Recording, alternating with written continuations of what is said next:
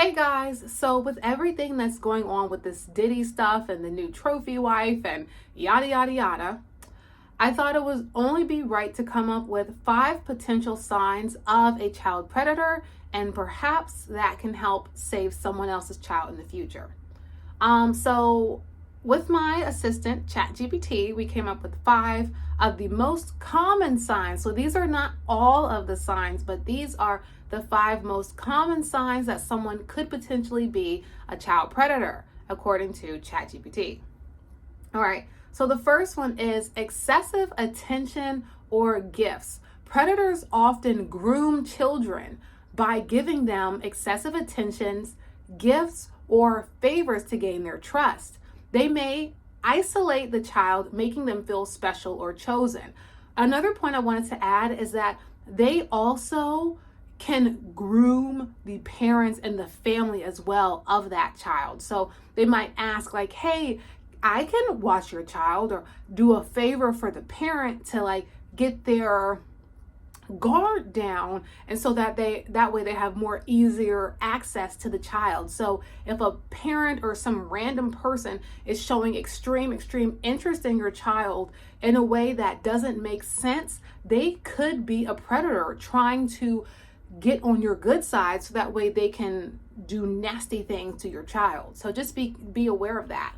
The second one is overstepping boundaries. They may disregard physical, emotional, or social boundaries, such as unnecessary touching, asking for private conversations, or invading personal space under the guise of affection or care. So they might be a wear my hug out a person.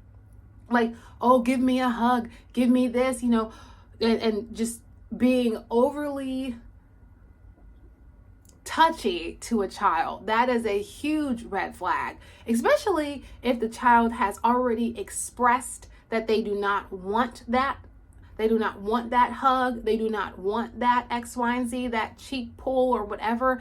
Especially if they have expressed that and someone continues to do it, that is a huge red flag, okay? But a intentional disregard for boundaries is a red flag across the board, not just when it comes to child predators, but people that are habitual line steppers need to be watched very, very carefully, because if they would disrespect you to your face and cross a boundary that you've clearly set multiple times, what the F would they do behind your back or to someone who they think that they can have power over if they continue to overstep your boundaries? So keep that in mind as well.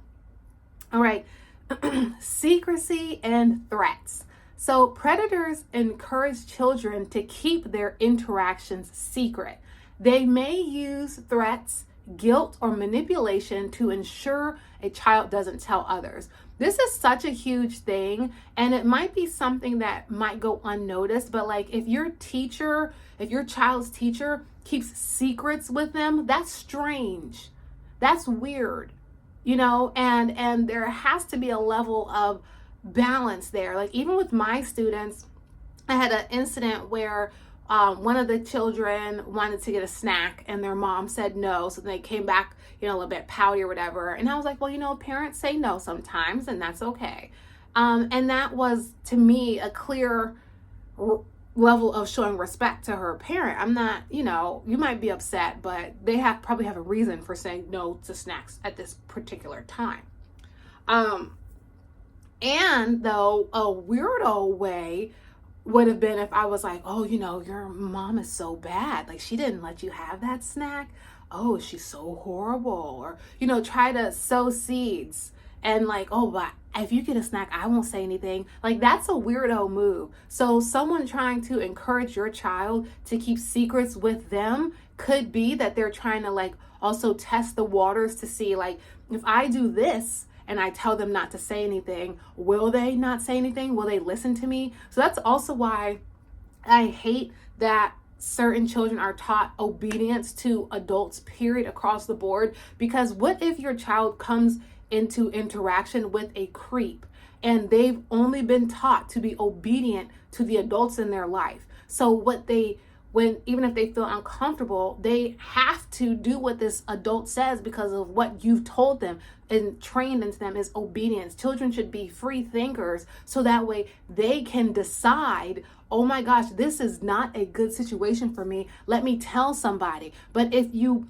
beat into them obedience, then if someone tells them, don't say anything, don't tell, this is our little secret, then it will remain that way. So it's very important that children know that their voice matters and that they don't have to do every single thing that some adult says, period. All right. So secrecy and threats are a red flag. Another one is engaging in child-centered activities for access. So, I have a Roblox club now for my kids because they kept, every time I end up stop bringing it up because when I would bring up like, I was playing Roblox, whatever, just like, have a conversation with them. Then all of a sudden they wanted to add me on Roblox. And I'm like, no, absolutely not. Come on, we can just play. Absolutely not. If we have a club on here and your parents say, yes, you can be in the club because then we can have a private server and it would only be me and the students in the class, then fine. Then we can play Roblox to our heart's content. But I'm not just about to be playing Roblox with no child that is not like my family relative, just hanging out on Roblox playing with them. That's weird. If I was a parent, I'm not a parent, but if I was a parent and I found out that my student's Zumba teacher, because I teach Zumba and then like Imagination Land Club, so if my Imagination Land or my hair care lady was playing Roblox with my 7-year-old, I would have a huge problem with that. So it's important to be able to establish those boundaries with children. And some people will go beyond that and they see an end and they'll take it. So you have to be very vigilant also with what's going on with your children on the internet. But in terms of child-centered activities, this is what ChatGPT said. Predators often place themselves in roles where they can interact with children, such as volunteering at schools, sports teams, or youth organizations to build trust with both kids and their guardians. Now, let me tell you this. I used to have to go to detention in middle school because I was late to school. Now, sidebar, I think it's so stupid to punish a child for getting to school late when the child's not responsible for getting themselves to school. And I would be like 2 minutes late, 1 minute late, 3 minutes late, 5 minutes late, and they would send me to detention all the effing time. So I was in detention one time, and then this other kid who deservedly so was in detention, not me, this other kid, because I think he was fighting or something. He asked, and let me just be clear here. Like when you get in detention so many times, you and the security guards start to just talk. It just like you guys kind of become friends because you're always with them. So one of the kids who was in detention asked the security guard if he was in our school, in middle school, mind you, because I was a 6th grader or 7th grader at this point. If he was in our school, which girl would he date? And this fool answered. And I have worked with teenagers. I love them. I've worked with young kids. I love them too. And when the teenagers, because sometimes they will ask you just like really random off the wall stuff. And I will just say that's inappropriate and I'm not answering. Because it doesn't even cross my mind. That's weird. This fool answered and it was quick. He said the girl's name like that.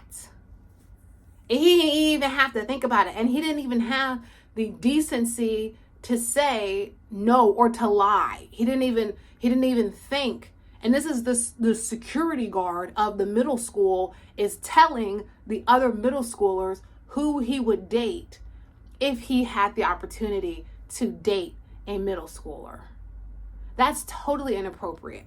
And this is the guy who was charged with keeping us protected. The predator was protecting the children. Insanity. So they do be in the schools. They do be around. And I'm not saying he acted on it. I don't know. But the fact that he answered it so quickly and so freely is concerning. And he shouldn't be working at a school if that's how he operates. as a security guard. The person who's supposed to be protecting the children is the one you got to look out for whole time. That's sick. All right. And then the fifth and final thing we'll go over today is age inappropriate relationships or behavior is a red flag. So they might exhibit an unusual interest in children or behave inappropriately, such as maintaining friendships or conversations that mimic those of peers rather than adult to child relationships. Now, this is something that can be very nuanced because, like me, I have a very young soul. So when I'm interacting with my students, I'm like on their level, but we still have, a separation there. Like when they try to say, if you give me your Roblox name, I'll find you on Roblox and I'll add all of them until I find you. And I'm like, okay, but I'm not going to tell you my Roblox name. But if I start a Roblox club, I'll let you know. And then your parent can sign you up and then we can play Roblox on our assigned time to play Roblox. And that's it. All right. I'm not that direct with them, of course, because they're children, but I do stand my firm grounds. Now, at the same time, though, I let them talk and all this stuff, let them be themselves. If they want to have their attitude that day, they don't usually have attitudes, but kids sometimes, whatever. I just let them be. And though we keep the conversation very child appropriate, it's not appropriate to talk to a child that you're watching or that you're responsible for, that's not your child. Oh, do you have a boyfriend? And this child's in middle school. If you are their cousin or their aunt or their sister or their mom, fine, have at it. But if you are like a teacher or a counselor or something, you just have to know your boundaries and know where you are. And people that invade and are really super, super, super, super interested in what their students and other people's children are doing, to me, are red flags. Because someone who has a huge passion for children, and I go out of my way to be a support system to my students, like whether I was working with high schoolers or elementary schoolers, whatever, I make it very clear that I am here to talk to them and support them. And though I only interact with them in class, that's it. I had a student, it was her birthday, and I sent her mom the birthday gift thing, like still keeping that distance and that level of separation there. Just because that like when you work with kids, because that's what I'm saying, like when you work with kids, you're very, very hyper aware and hypersensitive to boundaries and appropriate behaviors and appropriate actions. So that's why it's so mind-boggling to me when people just do these crazy things and then it's like, oh, it's because they are a predator. There are people out there who target children. There are people out there who target single parents. Let's not sit up here and act like it's only men that do weird stuff to children, because that's not the case. There are single dads and single moms who are being targeted by predators.